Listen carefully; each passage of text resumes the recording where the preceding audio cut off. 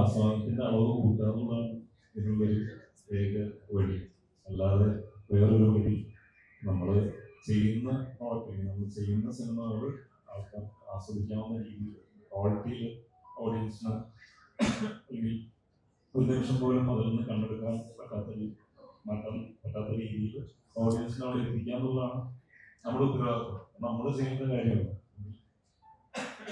ഇപ്പോൾ എന്താ പറയുക, പണ്ടായിരുന്നെങ്കിൽ നമുക്ക് ഈ സിനിമയുടെ ടെക്നിക്കാലിറ്റീസോ, ഞാൻ സിനിമയിലേക്ക് വരുന്നതിന് മുമ്പ് എനിക്ക് സിനിമാറ്റോഗ്രാഫർ എന്ന് പറഞ്ഞു കഴിഞ്ഞാൽ എന്താണെന്നറിയില്ല, എഡിറ്റിംഗ് എന്ന് പറഞ്ഞു കഴിഞ്ഞാൽ എന്തെന്നറിയില്ല, ഡയറക്ടർ എന്ന് പറഞ്ഞു കഴിഞ്ഞാൽ എന്തെന്നറിയില്ല, ഇതൊന്നും അറിയില്ല. പക്ഷെ ഇന്നത്തെ ഒരു ജനത എന്ന് പറയുന്നത്, ഓഡിയൻസ് എന്ന് പറഞ്ഞാൽ സിനിമയുടെ ടെക്നിക്കാലിറ്റീസും പ്രേക്ഷകർ പോകുന്നു ഇതെല്ലാം അറിയാം, എവിടെ ലാംഗ്വേജ് ചെയ്യുന്നു ഇതൊക്കെ ഓഡിയൻസ് അറിയാം. ഇതിൻ്റെ ഇടയിൽ കൂടി നമുക്ക് എന്താ പറയുക, ഓഡിയൻസിനെ എൻഗേജ്ഡ് ആക്കി ഇരുത്താൻ ഒരുപാട് ബുദ്ധിമുട്ടാണ്. പക്ഷെ നമ്മുടെ കോണ്ടന്റ് എത്രത്തോളം ഭംഗിയായിട്ട് നമ്മൾ ഷൂട്ട് ചെയ്ത് സിനിമ ആസ്വദിക്കുക, ഏറ്റവും ആസ്വദിക്കാവുന്ന രീതിയിൽ ഓഡിയൻസിലേക്ക് എത്തിച്ച തീർച്ചയായിട്ടും ഓഡിയൻസ് അതൊന്നും കണ്ടെടുക്കില്ല. അങ്ങനത്തെ സിനിമകളൊക്കെ ചെയ്തുകൊണ്ടിരിക്കുന്നു. ആൾക്കാരെ എൻഗേജ് ചെയ്യിക്കുന്ന, അവരെ എന്റർടൈൻ ചെയ്യുന്ന സിനിമകൾ മാത്രമേ വിജയിക്കുന്നുള്ളൂ. ആൾക്കാർ ഭയങ്കര ചൂസ് ചെയ്യണം. അപ്പോൾ എത്ര പ്രൊമോഷനും PR വർക്ക് ചെയ്ത് കഴിഞ്ഞാലും തിയേറ്ററിൽ ആൾക്കാർ കണ്ടിട്ട് അതിൻ്റെ അഭിപ്രായം വേർഡ് ഓഫ് മൗത്തിലൂടെ പറഞ്ഞ് കേട്ട് കഴിഞ്ഞാൽ മാത്രമേ ആൾക്കാർ തോന്നുള്ളൂ. അങ്ങനത്തെ ഒരുപാട് PR വർക്ക് നമ്മളെല്ലാം മാർക്കറ്റിംഗ് ചെയ്യണം. കാരണം എന്ന് വെച്ച് കഴിഞ്ഞാൽ നമുക്ക് ഒരു സിനിമ ഇറങ്ങണമെന്നുള്ളത് അറിയാനായിട്ടുള്ള മാർഗം ഇതാണ്. എല്ലാവരിലേക്കും സിനിമ ഇറങ്ങുന്നുള്ളത് എത്തിക്കണം. അത് കഴിഞ്ഞിട്ടുള്ളത്, സിനിമ കണ്ടു കഴിഞ്ഞിട്ടുള്ളത് അവരുടെ കയ്യിലാണ്. അവർ എന്താ പറയുക, പബ്ലിസിറ്റിയിലൂടെ നല്ല വേർഡ് സ്പ്രെഡ് ചെയ്യുമ്പോഴാണ്. വീട്ടിൽ അങ്ങനെയായിരുന്നു. ഞങ്ങൾ ഫസ്റ്റ് ഷോ കൂടെ പത്മയിൽ കാണാൻ പോകുന്ന സമയത്ത് ഞങ്ങൾ കുറച്ച് പേരുള്ളൂ. എൻ്റെ ഫ്രണ്ട്സ് ഉണ്ട്, ഋഷിയുടെ ഫാമിലി, അങ്ങനെ കുറച്ച് പേരുള്ളൂ. ഹാപ്പി ഫസ്റ്റ് ഷോ ആണ്. പക്ഷെ മാറ്റിനി തൊട്ട് പടം കയറി, അതായത് അഭിപ്രായങ്ങൾ വന്നു തുടങ്ങിയത്. അന്ന് ഞാനാണെന്നുണ്ടെങ്കിലും ഒരു ലീഡ് റോള് ചെയ്തിട്ടില്ല. ഞാൻ പ്രേമം വരെ ചെയ്ത് കഴിഞ്ഞു. ക്യാരക്ടർ റോൾസ് ആണ് ചെയ്യുന്നത്. ലീഡ് ക്യാരക്ടർ ചെയ്യുന്നത് ഹാപ്പി വെഡിങ്ങിലാണ്. അപ്പൊ അന്ന് എന്നെ ഓഡിയൻസ് അത്രയും പരിചയം അയോന്നുള്ള ഒരു ഹീറോ എന്നുള്ള രീതിയിൽ ആൾക്കാർക്ക് അക്സെപ്റ്റ് ചെയ്യാനുള്ള രീതിയിലേക്ക് എത്തിയുള്ളൂ. അത്രയും പ്രൂവ് ചെയ്തിട്ടുള്ളൂ.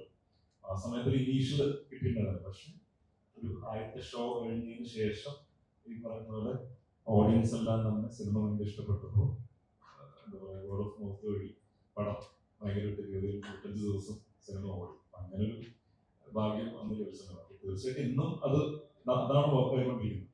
ഇപ്പോൾ ഒരാൾക്ക് ഞാൻ സിനിമ ഉണ്ടെങ്കിൽ ആ സിനിമ കണ്ടിട്ട് കൊള്ളാടാന്ന് ഒരാൾക്ക് പറയുമ്പോൾ അവർക്ക് കാണാനായിട്ട് തോന്നും. അത്രേ ഉള്ളൂ. വേറെ എന്റർടൈൻമെന്റ് ഒന്നും ഇല്ല. നമ്മളിവിടെ അധികം എന്റർടൈൻമെന്റ്സും പരിപാടികളൊന്നും ഇല്ല. സിനിമയിൽ അങ്ങനെ കുറച്ച് കാര്യങ്ങൾ ഫുഡ് അടിക്കാൻ പോവുക, ലുലു കാണാൻ പോവുക, കുറച്ച് ബീച്ച് ഏരിയ, ഇതൊക്കെയല്ലേ ഉള്ളൂ. അപ്പോൾ തീർച്ചയായിട്ടും നല്ല സിനിമയാണെങ്കിൽ പ്രേക്ഷകർ ഏറ്റെടുക്കും. ഈ ഒരു കാലഘട്ടത്തിൽ ഭയങ്കരമായിട്ട് ഇതുണ്ട്. കാരണം എല്ലാ സിനിമയും ഓഡിയൻസിന് കാണാൻ പോകാൻ പറ്റുന്ന സിറ്റുവേഷൻ അല്ല. എല്ലാ ആഴ്ചയിലും ഇത്ര പൈസ ഇറക്കാൻ തന്നെ. പക്ഷെ ആൾക്കാർക്ക് തിയേറ്റർ മസ്റ്റ് വാച്ച് ആണെന്ന് പറഞ്ഞു കഴിഞ്ഞാൽ തീർച്ചയായിട്ടും തിയേറ്ററിലേക്ക് പോകും. അപ്പൊ അതന്നെയാണ് ഞങ്ങളുടെ പ്രതീക്ഷ. ഞാനും വാർത്തകൾ കേൾക്കും, ദൃശ്യം വാർത്തകൾ കേൾക്കും. അറിയില്ല, അത് നമ്മളന്ന് ഹാപ്പി വെഡിങ് ചെയ്യുന്ന സമയത്ത്, കഴിയുന്ന സമയത്ത് അന്ന് അങ്ങനെ ഒരു പ്ലാനൊക്കെ ഇങ്ങനെ നമ്മൾ പറയാനുണ്ടായിരുന്നു. പക്ഷെ അത് കഴിഞ്ഞിട്ട് പിന്നെ ഞങ്ങൾ പിന്നെ കല്യാണം കഴിഞ്ഞു. ഞങ്ങളുടെ ഹാപ്പി വെഡിങ് കഴിഞ്ഞാൽ തന്നെ ഞങ്ങൾ ആ ഭാഗത്തേക്ക് പിന്നെ നോക്കിയത്. അപ്പൊ എനിക്കൊരു ഷറഫിന്റെ ക്യാരക്ടറിന്റെ കല്യാണം എന്നൊക്കെ അന്ന് പറയുന്നുണ്ടായിരുന്നു. അന്ന് ഇങ്ങനെ ഒരു ഡിസ്കഷനൊക്കെ പോയായിരുന്നു. പിന്നീട് നമുക്ക് നടന്നില്ല. നമുക്ക് അറിയില്ല. ഈ അടുത്താണ് ഞാനിങ്ങനെ ഓൺലൈനിലൂടെ കണ്ടത്. അതെ അതെ അതെ, നമുക്ക് ഒഫീഷ്യലി അങ്ങനത്തെ ഒരു നമുക്ക് സംസാരിച്ചത്. ഞാൻ ഓൺലൈനിൽ തന്നെ കണ്ടത്. ഒഫീഷ്യലി അങ്ങനത്തെ ഒരു ഇൻഫർമേഷൻ ഇല്ലാതെ നമ്മൾ പറയുന്നുണ്ട് കാര്യമില്ല. ഞാൻ ഓൺലൈനിൽ തന്നെ പറഞ്ഞിരുന്നു.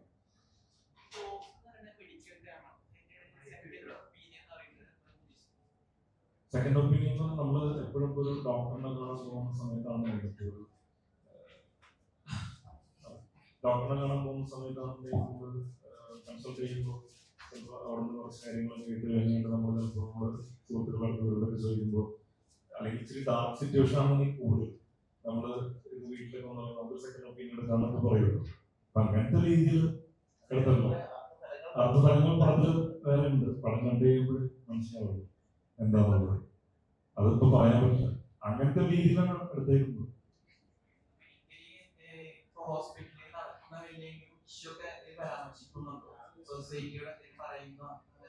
ഇല്ല, അങ്ങനത്തെ ഭീകരമായിട്ടുള്ള ഇതൊരു ഫിക്ഷനാണ്.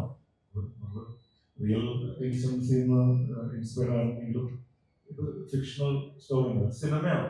സിനിമയായിട്ട് കണ്ടതാണ്. ഒരു ആരെയും മോശപ്പെടുത്താനോ അതെ മെഡിക്കൽ സംബന്ധമായിട്ടുള്ള ക്രൈമുകൾ പലതിലും ടച്ച് ചെയ്യുന്നത്. അത് ഏതിലാണ് ലാൻഡ് ചെയ്യുന്നുള്ള സിനിമ കണ്ടാൽ മാത്രമേ മനസ്സിലാവൂ. അശ്വിൻ ബ്രോ, താങ്കളുടെ ആക്ടിങ്ങിലൊക്കെ ഒരു കമൽഹാസൻ വെച്ച് കിടക്കുന്ന ഒരു അഭിപ്രായമുണ്ട്. അപ്പോൾ താങ്കൾക്ക് ക്യാരക്ടർ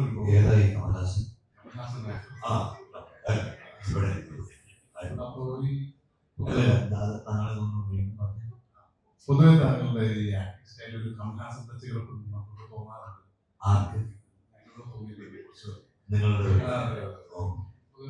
അത് കമൽഹാസനെ ഇമിറ്റേറ്റ് ചെയ്യുമ്പോഴാണ് കൂടുതലായിട്ട് തോന്നുന്നത്.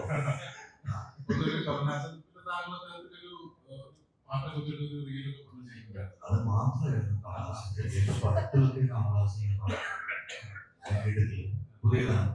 അപ്പൊ ഈ പൊതുവെ തോന്നുന്നത് ചോദിക്കുന്നത്. അപ്പൊ എപ്പോഴെങ്കിലും ബ്രദർക്ക് അത് തോന്നുകയാണെങ്കിൽ ബ്രദർ അത് എനിക്കങ്ങനെ തോന്നാറുണ്ട്. അപ്പൊ ഈ എപ്പോഴെങ്കിലും ഒരു ക്യാരക്ടർ വരുമ്പോ ഇപ്പൊ കമൽഹാസൻ ഇങ്ങനെ റെഫറൻസ് എടുക്കാറുണ്ടോ? അല്ലെങ്കിൽ ഏതെങ്കിലും ഇമോഷൻസ് സ്റ്റെക്കായി പോകുമ്പോൾ ഒന്നും ചെയ്യാറില്ല. എനിക്ക് ശ്രീചേട്ടനോടാണ് ചോദിക്കുന്നത്. ശ്രീചേട്ടൻ ഇപ്പോ 19ാം നൂറ്റാണ്ടിൽ കൊമ്പൻ സിനിമയായിരുന്നു സിനിമ. അത് ഒരു വലിയ സ്റ്റാർട്ടം പോലത്തെ ഒരു റോളൊക്കെ ആയിരുന്നു. പിന്നീട് അത്തരം ഒരു മാസ് ഒരു വലിയ സിനിമ താങ്കൾ ചൂസ് ചെയ്യാത്താണോ, താങ്കൾ തേടിയതാണോ? അതിന്റെ പൊട്ടൻഷ്യൽ നിന്ന് മീഡിയയും സിനിമാക്കാരും എല്ലാവരും പറയുന്നത്. അതുകൊണ്ടാണ് അങ്ങനെയൊന്നും വീണ്ടും കാണാൻ പറ്റാത്തത്. എല്ലാവരും പറയുന്നുണ്ട്. അല്ല, അത് 19ാം നൂറ്റാണ്ടെന്ന് പറയുന്ന സിനിമ ഞാൻ 2020 അപ്പോൾ 10 years 10 വർഷം സിനിമ കരിയറിൽ നിന്ന് കഴിഞ്ഞപ്പോഴാണ് 10 വർഷം കഴിഞ്ഞപ്പോഴാണ് സംഭവിച്ചത്. അപ്പൊ എന്തുകൊണ്ടത് 1 വർഷം കഴിഞ്ഞപ്പോൾ സംഭവിച്ചില്ല എന്ന് ചോദിച്ചവർക്ക് ഒരു ചോദ്യമുണ്ട്. അത് ഓരോന്നിനുള്ള സമയമുണ്ട് അത് സംഭവിക്കാനായിട്ട്. ഞാനത് അന്ന് ആഗ്രഹിച്ചുകൊണ്ട സമയത്താണ് അങ്ങനെ സിനിമ സംഭവിച്ചത്. ഇന്നും ആഗ്രഹിക്കുന്നുണ്ട് വലിയ വലിയ സിനിമകൾ വരാനായിട്ട്. പക്ഷെ ഞാൻ പറയുന്നത് മലയാളത്തില് എപ്പോഴും മലയാള സിനിമയ്ക്ക് എപ്പോഴും റെക്കഗ്നീഷൻ കിട്ടിക്കൊണ്ടിരിക്കുന്നത് ക്യാൻവാസോ അല്ലെങ്കിൽ ബിഗ് ബഡ്ജറ്റോ അങ്ങനെ സംഭവങ്ങളല്ല. കോണ്ടന്റിലാണ് എപ്പോഴും മലയാള സിനിമ ഈ പറയുന്ന പോലെ പാൻ വേൾഡ് എല്ലാ ഇൻഡസ്ട്രി ബാക്കി എല്ലാ ഇൻഡസ്ട്രികളും ഇങ്ങോട്ടേക്ക് വിട്ടുനോക്കിക്കൊണ്ടിരിക്കുന്നത് ഇവിടുത്തെ കോണ്ടന്റുകളാണ്. ഇവിടെ എന്താ പറയുക, വളരെ ചെറിയ ഇൻസിഡന്റിൽ നിന്ന് വളരെ ചെറിയ മൈന്യൂട്ടായിട്ടുള്ള എന്തെങ്കിലും ഇൻസിഡന്റിൽ നിന്നൊക്കെ ഒരു സിനിമ ഫുള്ള് ഉണ്ടാക്കിയെടുക്കാൻ പറ്റും. ഇപ്പൊ മഹേഷിന്റെ പ്രതികാരം എന്ന് പറയുന്ന സിനിമ ചെറിയൊരു ഇൻസിഡന്റ്, ഒരു തല്ല് കിട്ടിയെന്ന് അവിടെ നിന്ന് ഇത് ചെയ്തു പോകുന്ന ഇൻസിഡന്റ് ആണ്. അപ്പൊ ഇതൊന്നും ബാക്കി ഇൻഡസ്ട്രിയിൽ ചിലപ്പോൾ ചിന്തിക്കുക പോലുമില്ല. അപ്പൊ നമ്മള് ഈ ക്യാൻവാസും ഇതൊക്കെ മാറ്റി വെച്ചിരുന്ന കോണ്ടന്റ് എന്ന് പറയുന്ന ആ ഇതിനാണ് നമ്മൾ പിടിച്ചിരിക്കുന്നത്. പണ്ടും അങ്ങനെ തന്നെയായിരുന്നു. പണ്ടും നമ്മൾ ഇത്രയും ടെക്നിക്കലി ഭയങ്കര സൗണ്ടായിട്ടുള്ള ഒരു ഇൻഡസ്ട്രി ഉണ്ടായിരുന്നില്ല. നമുക്ക് അത്രയും ഭീകര പ്രൊഡക്ഷൻ കോസ്റ്റ് ഒന്നും ബെയർ ചെയ്യാൻ പറ്റുന്ന ഒരു ഇൻഡസ്ട്രി ആയിരുന്നില്ല. അന്നും നമ്മൾ കോണ്ടന്റ് എന്ന് പറയുന്ന സാധനത്തിലാണ് പിടിച്ചിട്ടുള്ളത്. ഇന്നും അത് തന്നെയാണ് പിടിച്ചിരിക്കുന്നത്. അപ്പോൾ എന്താ പറയുക, വലിയ സിനിമകൾ സംഭവിക്കുന്ന സമയത്ത് സംഭവിക്കട്ടെ, കുഴപ്പമില്ല. നല്ല കോണ്ടന്റുകൾ നോക്കിയിട്ട് ഓഡിയൻസിലേക്ക് എത്തിക്കുക എന്നുള്ളതാണ് ഇപ്പം എൻ്റെ ഒരു ലക്ഷ്യം.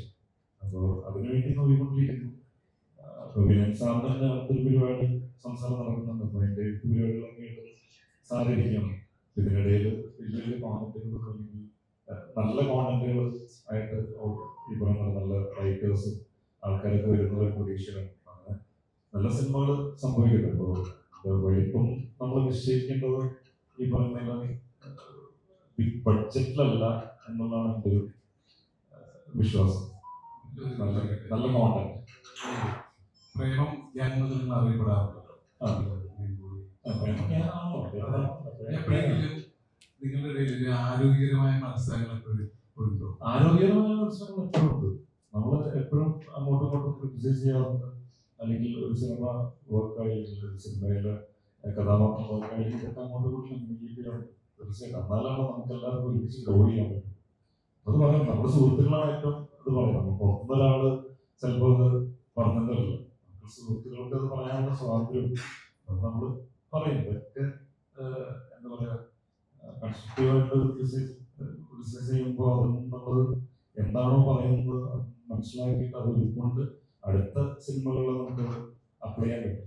തീർച്ചയായിട്ടും ഞാൻ എപ്പോഴും വെൽക്കം ചെയ്യാറുണ്ട്, കൂടുതൽ അങ്ങനെ വെൽക്കം ചെയ്യാറുണ്ട് കാര്യങ്ങൾ.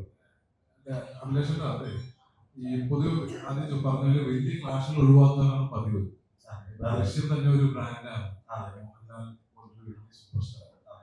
അപ്പോ അത്രയും ഒരു പടത്തിനോട് ക്ലാഷ് വയ്ക്കാൻ അത്രയും കോൺഫിഡന്റ് ആണോ ഈ ഒരു?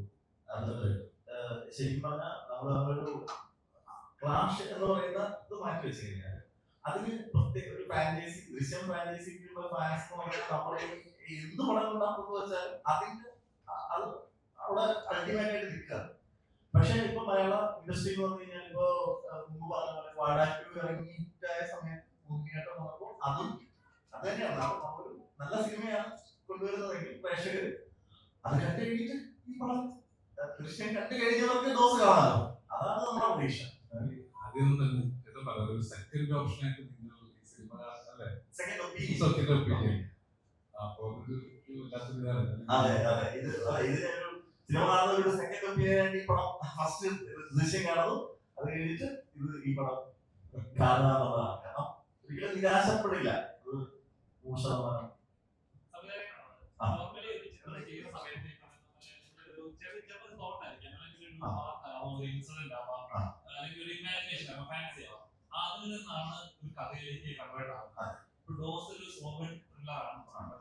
ശരിക്കും പൂർണ്ണമായിട്ട് അങ്ങനെ അല്ല. അത് അത് പതുക്കെ പതുക്കെ ആവുന്നതിന്റെ കൂടെ, പക്ഷെ നമ്മൾ ഒരിക്കലും അങ്ങനെ ഒരു പടമേ ആയിട്ടില്ല കേട്ടോ. അത് ഞാൻ പറയാം. കാരണം അത് സ്ലോ ഉദ്ദേശിച്ച പേസ് അല്ലോ.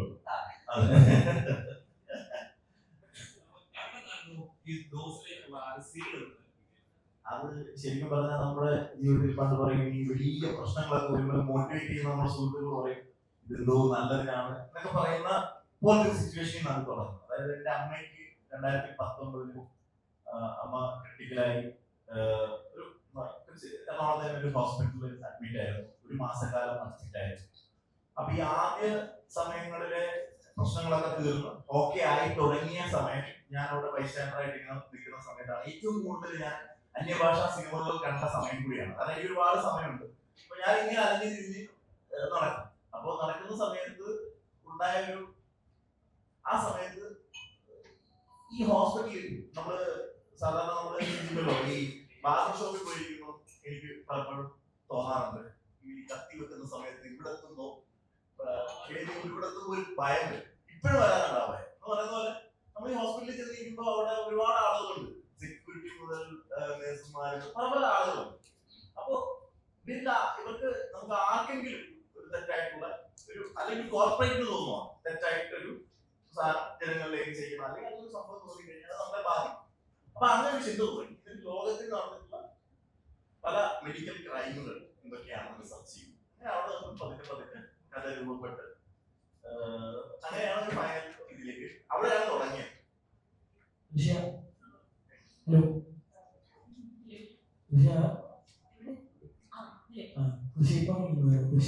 ഒരു ഫസ്റ്റ് ഇംപ്രഷൻ തന്നെ പറ്റി ഇപ്പം ശ്രീചേട്ടനുമായിട്ട് 10 വർഷത്തിന് ശേഷം ഒരു കോമ്പോയിട്ട് വരുന്നു. അപ്പൊ എനിക്ക് തോന്നുന്നു അതിന് അപ്പുറത്തേക്ക് എന്താണ് കൃഷിയുടെ ഇംപ്രഷൻ ഈ പടത്തിനെ പറ്റി, അല്ലെങ്കിൽ ഒരു ക്യാരക്ടറിനെ പറ്റി? കാർഡിയോളജിസ്റ്റ് ആണ്. അപ്പോ ഞാൻ ഇതുവരെ ചെയ്ത് വെച്ചിട്ടുള്ള കഥാപാത്രങ്ങളൊന്നും ഇത്ര ഇന്റൻസ് ആയിട്ടുള്ള ഒരു ക്യാരക്ടർ ഉണ്ടായിരുന്നു. അപ്പോൾ ഈ ഒരു ക്യാരക്ടർ എന്ന് പറഞ്ഞാൽ കുറെ ലേയേഴ്സ് ഉള്ള ഒരു സംഭവമാണ്. എനിക്ക് ആസ് എൻ ആക്ടർ എനിക്ക് തന്നെ കുറച്ച് ചലഞ്ചിങ് ആയിട്ട് തോന്നിയ ഒരു സംഭവമാണ്. എനിക്ക് തന്നെ എന്റെ കേപ്പബിലിറ്റീസ് എത്രയുണ്ട് എന്ന് എനിക്കും കൂടി എക്സ്പീരിയൻസ് ചെയ്യാൻ പറ്റുന്ന ഒരു ഓപ്പർച്യൂണിറ്റി ആയിരുന്നു ഇത്. അത് എങ്ങനെ ചെയ്തിട്ടുണ്ടെന്നുള്ളത് നമുക്ക് പടം റിലീസ് ചെയ്തതിനു ശേഷം അറിയാം. എല്ലാവരുടെ പോലെ തന്നെ എനിക്കും ടെൻഷൻ ഉണ്ട്. കുറച്ചൊരു ലൈക്ക് ഒരു കുറെ ലെയേഴ്സും കുറച്ച് എക്സ്പെരിമെന്റൽ ആയിട്ടുള്ള ഒരു പരിപാടിയാണ് ഞാൻ ഇത് ചെയ്തിരിക്കുന്നത്. ആസ് എൻ ആക്ടർ എനിക്കത് ഭയങ്കരമായിട്ട് ഒരു കോൺഫിഡൻസ് എനിക്ക് പേഴ്സണലി എനിക്ക് തന്നിട്ടുണ്ട്. എനിക്ക് അങ്ങനത്തെ ഒരു കഥാപാത്രം വരികയാണെങ്കിൽ അതിന്റെ അപ്രോച്ച് എങ്ങനെയായിരിക്കണം എന്നുള്ള ഒരു ഐഡിയ എനിക്ക് കിട്ടിയിട്ടുണ്ട്. സോ ആ ഒരു എക്സ്പീരിയൻസിന് ഞാൻ I am very grateful and I hope ആൾക്കാർക്ക് അത് ഇഷ്ടപ്പെടും എന്നുള്ളത്. ഇപ്പം ശ്രീചേട്ടനെ ഇപ്പം 10 കൊല്ലത്തിന് ശേഷം ഒരു നിങ്ങൾ അവിടേക്ക് വന്നു. അപ്പം അതിനെത്ര ഉണ്ടായ ചേഞ്ചസ് എന്തൊക്കെയാണ് സൃഷ്ടിച്ചത്? ആക്ടിങ്ങിലായാലും ഒരു ഫിലിം മേക്കിംഗ് പ്രോസസ്സിലൊക്കെ ആയാലും. സിറ്റുവേഷൻ ആക്ച്വലി മറ്റേ ചില്ലായിട്ടുള്ള ഒരു ആക്ടർ, അതായത് ക്യാരക്ടറായി പിടിച്ചു നിന്ന്. ഇപ്പൊ ഈ മൂവിയിലായാലും പ്രകാശ് എന്ന് പറയുന്ന ക്യാരക്ടർക്ക് ആക്ച്വലി കുറെ ലേയേഴ്സും കുറെ സംഭവമുള്ള ഒരു ക്യാരക്ടറാണ്. പക്ഷെ എന്നാലും സിറ്റുചേട്ടൻ എന്നുള്ള ഒരു പേഴ്സന്റേജും ഭയങ്കര ഡിഫറെന്റ് ആയിട്ടുള്ള ഒരു ക്യാരക്ടറാണ് പ്രകാശ് എന്ന് പറയുന്നത്. പക്ഷെ സിറ്റുചേട്ടൻ അതിനായിട്ട് ലൈക് മെത്തേഡ് ആയിട്ടുള്ള രീതിയിലൊന്നും അല്ല. സിറ്റുചേട്ടന്റെ അപ്രോച്ച് ഭയങ്കര ചില്ലാണ്. സിറ്റുചേട്ടൻ ആക്ഷൻ എന്ന് പറയുമ്പോൾ വെരി ടാലന്റഡ്. ഹാപ്പി വെഡിങ് ചെയ്യുന്ന സമയത്ത് എന്ന് പറഞ്ഞാൽ സിറ്റുചേട്ടൻ അങ്ങനെ തന്നെ ആയിട്ട് നിന്നാൽ മതി. അങ്ങനെയല്ല, പക്ഷെ എന്നാലും അങ്ങനെ അത്ര ഇതായിട്ടില്ല. അങ്ങനെ ഭയങ്കര ഡിഫിക്കൽട്ട് ആയിട്ടുള്ള ഒരു ക്യാരക്ടർ ആയിരുന്നു. ഭയങ്കര ഒരു ഈസി ഗോയിങ് ക്യാരക്ടർ ആയിരുന്നു. ഇപ്പൊ ഹാപ്പി വെഡിങ്ങിന്റെ ദൃശ്യം എന്ന് പറയുന്ന എന്റെ ക്യാരക്ടർ ആയാലും അതില് ഈസി ഗോയിങ് ആയിട്ടുള്ള എനിക്ക് അതിന് ഭയങ്കരമായിട്ട് ഹാർഡ് വർക്ക് ചെയ്യേണ്ട ഒരു സംഭവമായിരുന്നില്ല.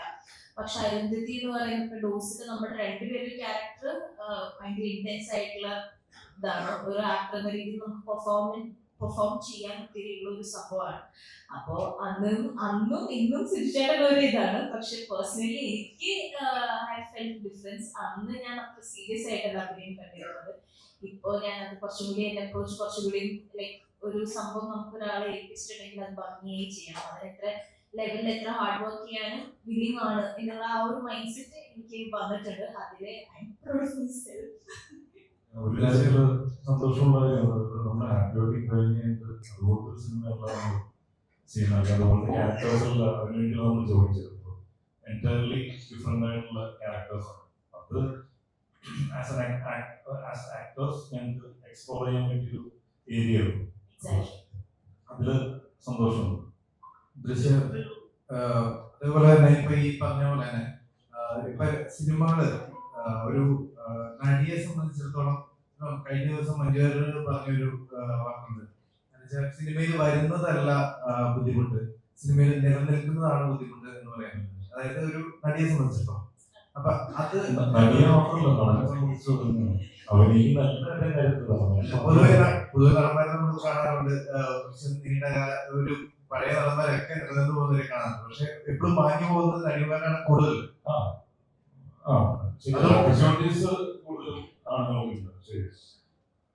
അപ്പൊ ആ ഒരു അങ്ങനെ വരാനുള്ള ഒരു കാരണം അതായത് ഇപ്പൊ ഒരു സിനിമ ഇപ്പൊ രണ്ടുപേരുണ്ട് ചോദിക്കുന്നത്. കാരണം നിങ്ങൾ രണ്ടുപേരും ഒത്തിരി അധികം സിനിമകൾ ചെയ്യുന്നത് കാണുന്നില്ല. അപ്പൊ അത് ആ ഒരു സ്റ്റേറ്റ്മെന്റിനോട് എത്രമാത്രം നിങ്ങൾക്ക് തോന്നിയിട്ടുണ്ട്?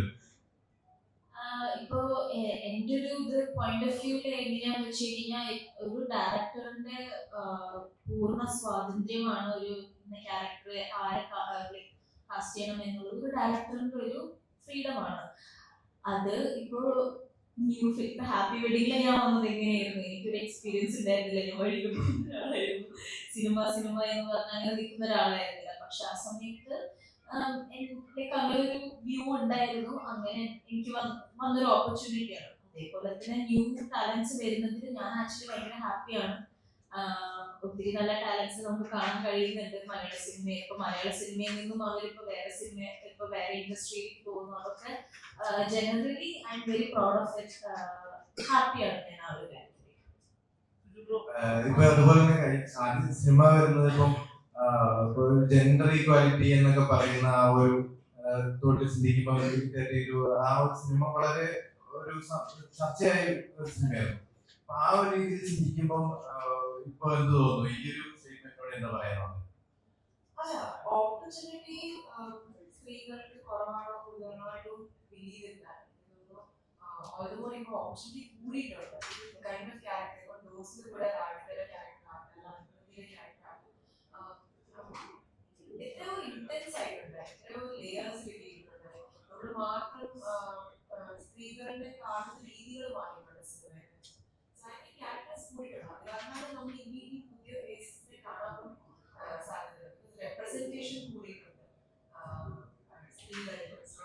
ഞാൻ കൂടെ തമിഴ് സിനിമ ചെയ്തിട്ടുണ്ട്, മലയാളം ചെയ്തിട്ടുണ്ട്, നമ്മുടെ ഇത് ഓപ്പൺ ആയിട്ടുണ്ട്. നമ്മുടെ സ്പേസിലേക്ക് നമ്മൾ കാണുന്നുണ്ട്. മേബി കുറവ് കാണുന്നത് ഒരു ഇൻഡസ്ട്രിയിൽ ചിലപ്പോൾ കുറവായിരിക്കാം, പക്ഷെ എല്ലാ ഇൻഡസ്ട്രിയിലും നോക്കിയാൽ അതാണ് ആക്ച്വൽ. ഒരുപക്ഷെ ഏറ്റവും വെല്ലുവിളിയായിട്ട് തോന്നിയത് എന്തായിരിക്കും?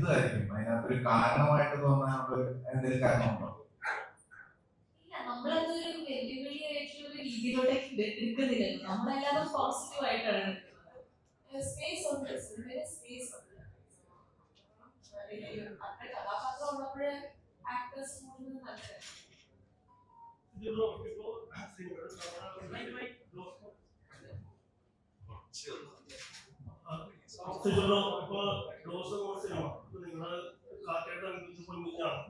സിനിമ പറയുന്നത് ദൃശ്യം സിനിമ കണ്ടതിന് ശേഷം വേണമെങ്കിൽ ഞങ്ങളുടെ സിനിമ കാണും എന്നുള്ള രീതിയിലാണ് പറയുന്നത്. നിങ്ങളുടെ സിനിമ ദൃശ്യം സ്ക്രീനേക്കാൾ നല്ലതായിട്ടുള്ള ആളുകളുടെ ഒപ്പീനിയൻ ആണ് നിങ്ങൾ ഇപ്പോഴും പറഞ്ഞുകൊണ്ടിരിക്കുന്നത്. നിങ്ങളുടെ സിനിമ അതിനുശേഷം കാണുന്ന ആൾക്കാർ കണ്ടു കഴിഞ്ഞാൽ ഒരു കോൺഫിഡൻസ് ഇല്ലാത്ത പോലെയാണ് സംസാരിക്കുന്നത്.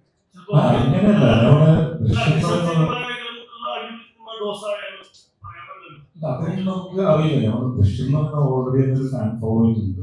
എന്ത് പറഞ്ഞാലും ഫസ്റ്റ് പ്രിഫറൻസ് എന്ന് പറയുന്നത് ദൃശ്യമാണ്. ഞാനാണെങ്കിൽ ആദ്യം പോയി കാണുന്ന ദൃശ്യം ഇല്ലേ? അപ്പൊ അല്ല, അത് കണ്ടു കണ്ടോട്ടെ, പ്രശ്നമില്ല. അല്ല, അങ്ങനെ കാണുന്നവരുണ്ടല്ലോ, കാണുന്നവരുണ്ടേ. അത് അല്ല ഞാൻ പറയുന്നത്, അത് ഞാൻ നമ്മുടെ ആരുമായിട്ട് ഒരു പ്രശ്നത്തില്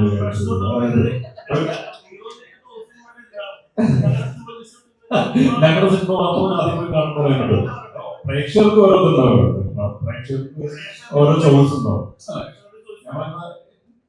ഞാനാണെന്നുണ്ടെങ്കിലും എന്റെ ലൈഫില് ഞാൻ പഠിച്ചു പോകുന്ന കാര്യം ഞാൻ ഒന്നിനും ഒരാളെ ഫോഴ്സ് ചെയ്യാറ്, മനസ്സിലായി? അപ്പൊ അതുപോലെ തന്നെയാണ് ഇപ്പൊ നമ്മള് ഇഷ്ടപ്പെട്ട് ചെയ്തൊരു സിനിമയാണ്. നമുക്ക് നമ്മളുടെ താക്കാക്കി പങ്കുന്ന് പറയുന്നത് അത് തന്നെയാണ്. പക്ഷെ നമുക്ക് ഒരിക്കലും ഫോഴ്സ് ചെയ്യാൻ പറ്റില്ല നമ്മളെ ഓഡിയൻസിന്. അവര് കണ്ട് ഇഷ്ടപ്പെട്ട് കഴിഞ്ഞാൽ ഇഷ്ടപ്പെട്ടോട്ടെ, എത്രേ പറയാനുള്ളൂ. അവർക്ക് ആദ്യം കാണണമെന്ന് കഴിഞ്ഞാൽ അത് കണ്ടോട്ടെ. വിഷയങ്ങളുണ്ടെങ്കിൽ കാണാണെങ്കിൽ നമ്മള് ഹാപ്പിയാണെന്നേ, കണ്ടാ മതി, മനസ്സിലായോ? ആദ്യം കാണണമെന്ന് നിർബന്ധമൊന്നുമില്ല, പക്ഷെ കണ്ടാ മതി. പക്ഷെ തീർച്ചയായിട്ടും ഈ പറയുന്ന പോലെ ഓഡിയൻസിന് എന്താ പറയാ എൻഗേജ് ചെയ്യുന്ന സിനിമ തന്നെയായിരിക്കും. കോൺഫിഡൻസ് ഇല്ലാത്തതൊന്നല്ല പറയുന്നത്. അങ്ങനെ ഒരു നമ്മളെല്ലാവരും ഒരേ ഇൻഡസ്ട്രിയിൽ നിൽക്കുന്ന ആൾക്കാരല്ല. നമ്മൾ വെറുതെ അങ്ങോട്ടും ഇങ്ങോട്ടും ഒരു പ്രശ്നം ഉണ്ടാക്കാൻ ശ്രമിക്കല്ലേ, അല്ലേ? മോഹൻലാൽ ഫാൻസ്, എന്റെ ആദ്യത്തെ സിനിമയിൽ ഞാൻ മോഹൻലാൽ ഫാൻസ് അസോസിയേഷൻ പ്രസിഡന്റായിട്ട് ഞാൻ വന്നത്. അല്ല, ഞാൻ പറഞ്ഞത് മോഹൻലാൽ ഫാൻസിന് അല്ല, അതെ നമ്മൾ പറഞ്ഞു, നമ്മള് വൃത്തിയായിട്ട് പറഞ്ഞല്ലോ. അതിന് നമ്മൾ വെറുതെ അതിന് രണ്ട് സിനിമ പറയേണ്ട ആവശ്യമൊന്നുമില്ല. അത് കാണാൻ താല്പര്യമുള്ളത് കണ്ടോട്ടെ, കുഴപ്പമില്ലേ? നമ്മള് നിർബന്ധിച്ച് എന്റെ പടം ആദ്യം കാണുന്നത് നിങ്ങൾ എന്റെ പടം ആദ്യം കാണാൻ പോകും.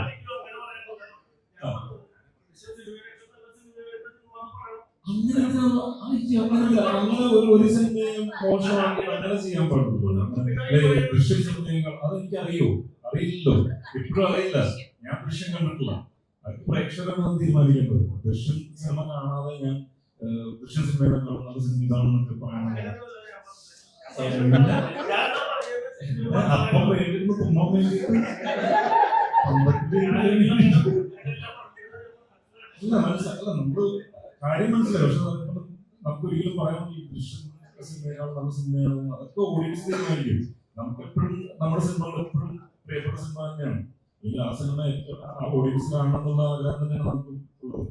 നമ്മളത് ഒരിക്കലും ഇപ്പൊ വേറൊരു സിനിമയെ മോശമായി കാണിച്ചിട്ട് ദൃശ്യം സിനിമയെക്കാളും നല്ല സിനിമ എന്ന് പറയാൻ പിന്നെ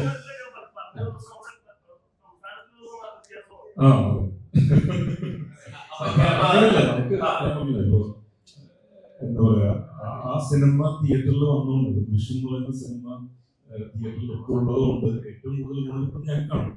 ഒരു ഓവർഫ്ലോ ഉണ്ടായി കഴിഞ്ഞാൽ തീർച്ചയായിട്ടും നമ്മുടെ സിനിമയും കാണാൻ ഓഡിയൻസ് വരുമ്പോൾ ഒരു സിനിമയും തിയേറ്ററിൽ ഇല്ലാതിരിക്കുന്ന സമയത്ത് നമ്മുടെ സിനിമ ഇറങ്ങിക്കഴിഞ്ഞാൽ നമുക്ക് പറയാൻ പറ്റില്ല ഓഡിയൻസ് വരാനായിട്ടുള്ള മടി ഓൾറെഡി തിയേറ്ററിലേക്ക് സിനിമ ഇറങ്ങിയേക്കല്ലേ. അങ്ങനെ ഒരു സിനിമ വലിയ സിനിമ ഇറങ്ങിയാണ് ഫ്രാഞ്ചൈസി ദൃശ്യങ്ങളൊരു ഫ്രാഞ്ചൈസി മൂവി ഇറങ്ങിയാണ്. അതിൻ്റെ ഒപ്പം തന്നെ നമ്മുടെ സിനിമ നിൽക്കുമ്പോൾ അതിന് ഓഡിയൻസ് കാണുമ്പോൾ സന്തോഷം നമുക്ക് എന്തുള്ളത് ആ കാര്യങ്ങളിൽ സന്തോഷിക്കാന്നുള്ളത് ഞാൻ ആഗ്രഹിക്കുന്നു. അല്ലാതെ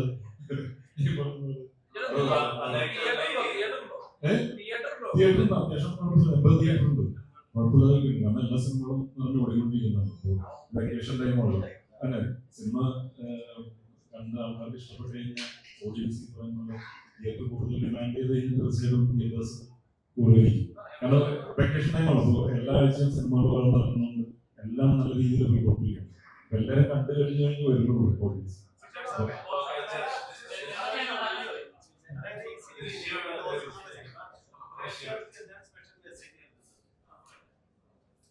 സ്പെഷ്യൽ മെസ്സേജ് അത് സ്പെഷ്യലായിട്ട് ഒരു മെസ്സേജ് ഉണ്ട്. ടൈറ്റിലാണ് മെസ്സേജ്. ജീവിതത്തില് നമ്മള് അതന്നെയാണ്, അതാണ് ജീവിതത്തിൽ അളവെന്ന് പറയുന്നത് എത്രമാത്രം ഇമ്പോർട്ടന്റ് ആണ് നമ്മൾ നാളെ ഈ സിനിമ പറയും.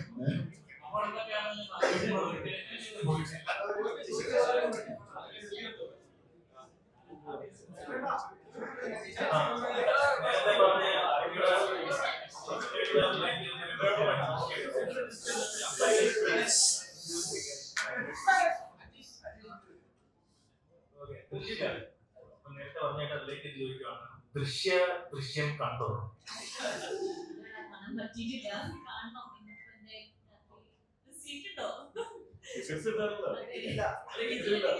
ദൃശ്യം ഏതുപോലെ ആദ്യം കണ്ട ദൃശ്യമാണോ ഡോസാണോ?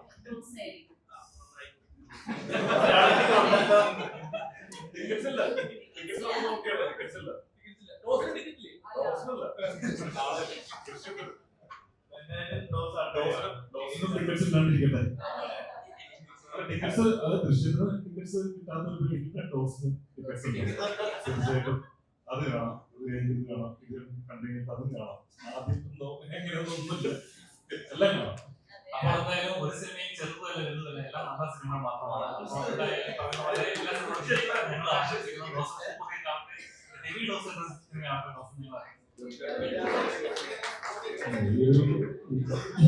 ഡോസും കൂടി അല്ല, എനിക്ക് ഞാൻ സൂക്ഷിച്ച് സിനിമകൾ ചെയ്യുന്ന ആളാണ്. അപ്പൊ ഒരിക്കലും ഇഷ്ടമല്ലാത്ത സിനിമകൾ ഞാൻ കോണ്ടന്റുകൾ ചെയ്യാറില്ല. അപ്പൊ അതുകൊണ്ട് തന്നെയാണ് വളരെ കുറച്ച് സിനിമകളാണ് ചെയ്യുന്നത്. കഴിഞ്ഞ വർഷം ഒരു സിനിമയാണ് ഇറങ്ങിയത്, ഈ വർഷം 50 സിനിമയാണ് ഇറങ്ങിയത്. അപ്പൊ അങ്ങനെ നോക്കിയിട്ട് ചെയ്യാറുള്ളൂ. അപ്പൊ നമുക്കിഷ്ടമുള്ള കോണ്ടന്റുകൾ ഓഡിയൻസ് കൊടുക്കാറുള്ളൂ. കണ്ടെയ്യുമ്പോൾ ഒരു തീരുമാനിക്കും. അപ്പൊ നമുക്കൊരു തീരുമാനമാവും അടുത്ത സിനിമകളിലേക്ക് പോകുമ്പോൾ.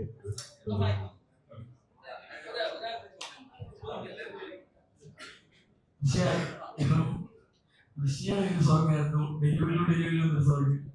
സർവമായ ഡെലിവറി വന്നപ്പോൾ ഇപ്പൊ ആ സോങ് ആ ഡെലിവറി കൊണ്ടുപോയി. അതിന്റെ വിഷമം ഇപ്പൊ ആ ഒരു സംഭവം കാരണം ഇപ്പൊ നമ്മുടെ മൂവിക്ക് എക്സ്പോഷർ കിട്ടിയല്ലോ. അപ്പൊ ആ സോങ് കാണുമ്പോൾ ആൾക്കാർ ഇപ്പൊ ആക്ച്വലി എത്ര ആൾക്കാരെ ഇതുവരെ തന്നെ മനസ്സിലാക്കിയത് ഹാപ്പി വെഡിങ് കുറച്ച് ബ്രേക്കപ്പ് എടുത്ത സമയത്ത് ആൾക്കാർക്ക് കൂടി കണ്ടിട്ടുണ്ട്. അങ്ങനെയായിരുന്നു. പിന്നെ ഇപ്പൊ ആ സോങ് ഇപ്പൊ ഹിറ്റ് ആയപ്പോ ഹിന്ദു സോങ്ങുകളിൽ ചേച്ചിയെ ചോദിക്കുന്നുണ്ട്. അപ്പൊ അതിന് ഒരു വിഷമമുണ്ട്. അത് നല്ല കാര്യമല്ലേ, പോസിറ്റീവ് അല്ലേ ഉണ്ടായത്?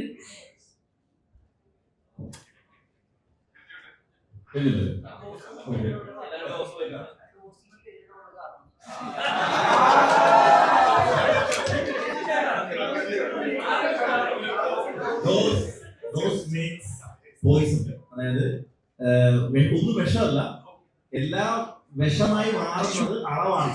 നമ്മൾ ഡോസ് എന്ന് പറഞ്ഞാൽ അർത്ഥം മലയാളത്തിൽ അളവ് എന്നുള്ളതാണ്. ജീവിതത്തിൽ എന്തും അധികമായി കഴിഞ്ഞാൽ അത് വിഷമായി മാറും. ഇതാണ്, അതിൽ നിന്നാണ് ഡോസ് ഉണ്ടായത്. അളവ് എന്ന് പറഞ്ഞാൽ പേടാൻ ഒരു പറ്റില്ലാത്തൊരു ഡോസ്. നമ്മളിതിന് ആദ്യം പേരിട്ടുന്ന വേറൊരു പേരാണ് കിട്ടുന്നത്. അത് ഓൾറെഡി പോയാൽ നമ്മുടെ പേര്. നമ്മൾ ഈ മെഡിക്കൽ എന്താ പറയുക ഹോസ്പിറ്റൽ ബേസ് ചെയ്തുള്ള സിനിമയും ഇതൊക്കെ ആയതുകൊണ്ട് ഏറ്റവും ആപ്റ്റായിട്ട് പിന്നെ നമുക്ക് പേരാണ് ഡോസ്. പക്ഷെ ഇതൊക്കെ ഭയങ്കര ആപ്റ്റായിട്ടുള്ള പേരായിട്ടാണ് നമുക്ക് തോന്നുന്നത്. ഡോസ് പറയാനും എളുപ്പമാണ് കേട്ടോ. ഡോസ് കാണാൻ പോകും, ഡോസ് കാണാൻ പോകുന്നത് എളുപ്പമാണ്. എങ്ങനെയാണ്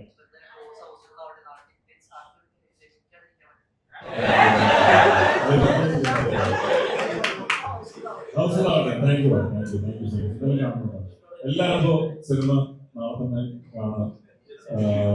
വെക്കേഷനൊക്കെ തീരാൻ പോകണം. വെക്കേഷൻസ് സ്കൂൾ വെക്കേഷൻസ് കഴിയാൻ പോകണം. അപ്പോൾ ആ സമയത്ത് തീർച്ചയായിട്ടും ഈ സിനിമയും സപ്പോർട്ട് ചെയ്യാമെന്നാണ് ഓഡിയൻസിനോട് പറയാനുള്ളത്.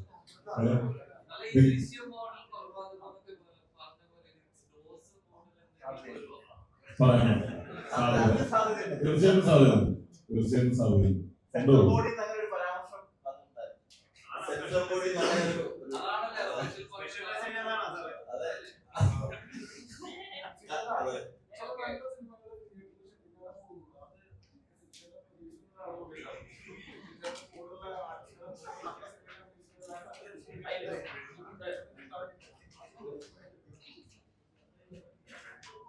ഇതെല്ലാം ഈ പറയുന്നത് നമ്മൾ ഇറങ്ങുന്ന സമയവും ഇതൊക്കെ അനുസരിച്ചിരിക്കും.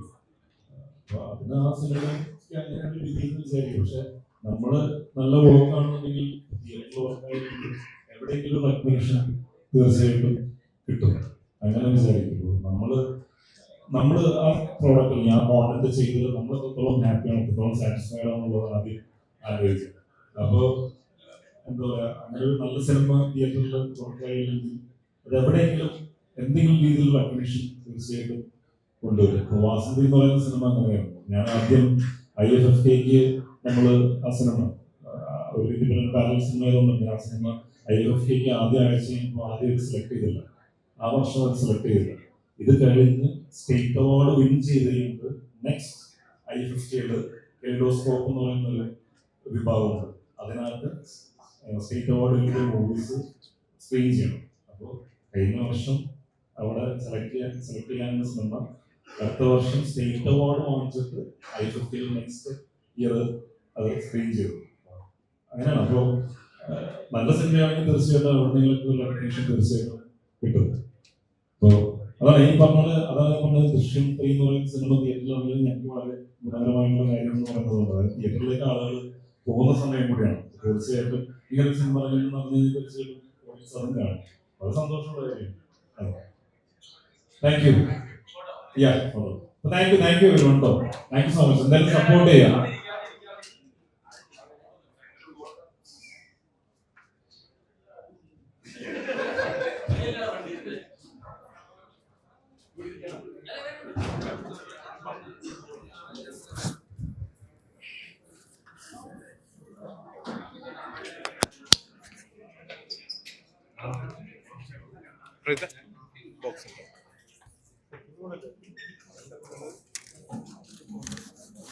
ഹലോ, ഒരു ചെറിയ കാര്യം പറയാനുണ്ട്. നാളെ രാവിലെ 9:00 വനിതയിൽ നമ്മുടെ ഷോ ഉണ്ട്. അപ്പൊ എല്ലാ മാധ്യമപ്രവർത്തകരും അവിടെ എത്തി സപ്പോർട്ട് ചെയ്യണം.